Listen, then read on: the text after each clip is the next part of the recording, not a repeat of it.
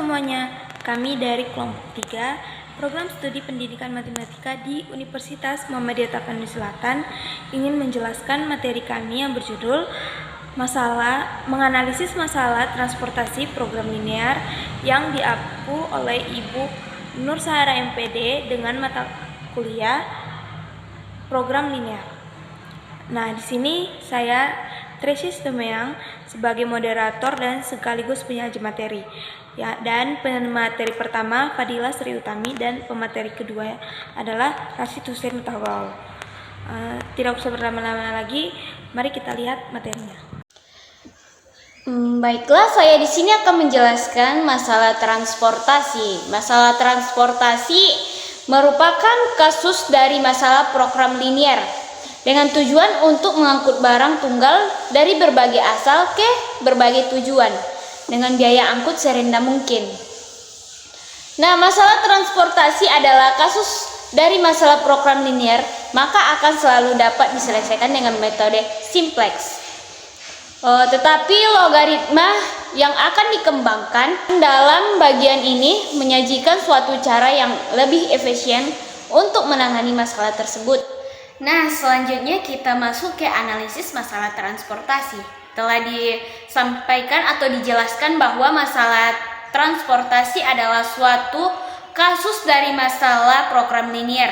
Maka berarti masalah transportasi akan memiliki ciri-ciri khas yang dimiliki oleh masalah program linear, yaitu yang pertama fungsi objektif yang linear, yang dimana fungsi objektif yang linear ini adalah fx sama dengan c1 x1 ditambah c2 x2 ditambah c3 x3 ditambah dan seterusnya sampai dengan ditambah cn xn. Yang kedua, struktur persyaratan linear. Setiap masalah program linear memiliki sekumpulan persyaratan linear.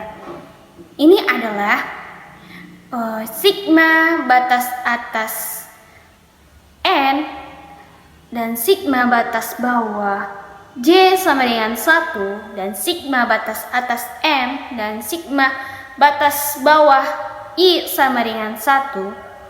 A dikali i j X dikali Y lebih kecil sama dengan BI. Atau bisa dijabarkan I sama dengan 1,2 dan seterusnya sampai M.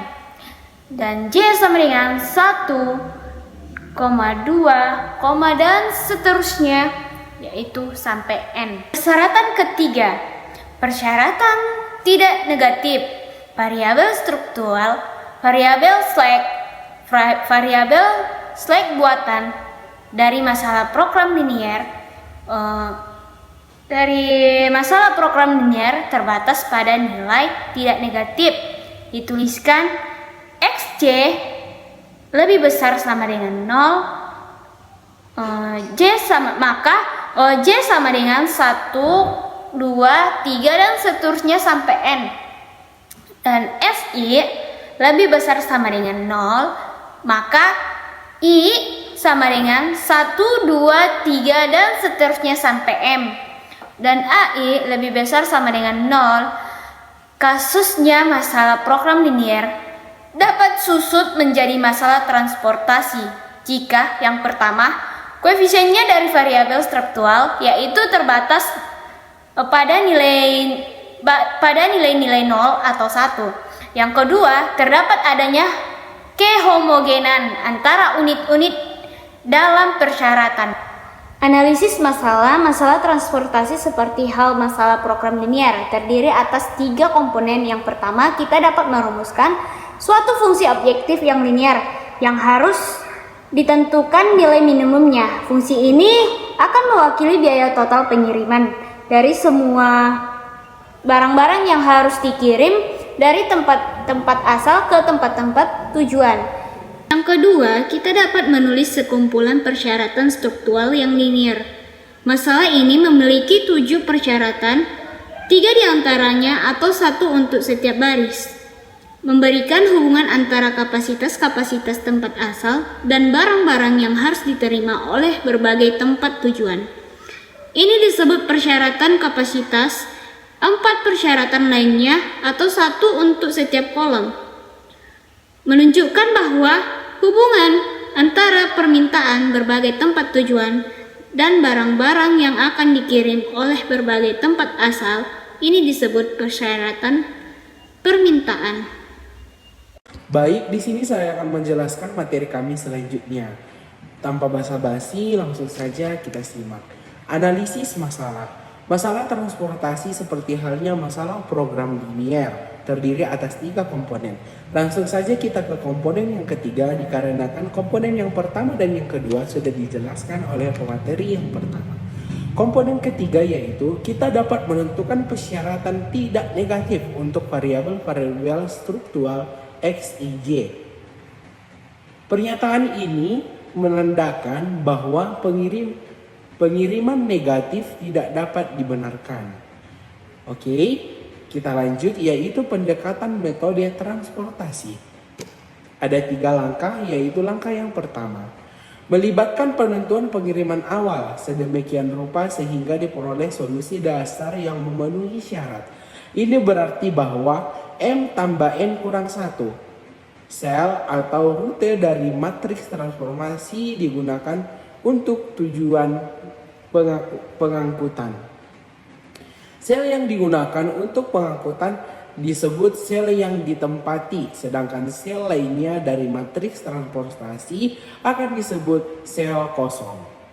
Selanjutnya, pendekatan metode transportasi langkah kedua, yaitu bertujuan menentukan biaya kesempatan atau opportunity yang berkaitan sel kosong. Biaya atau kesempatan dari sel kosong dapat dihitung untuk tiap-tiap sel kosong tersendiri untuk dihitung untuk semua sel kosong secara keseluruhan.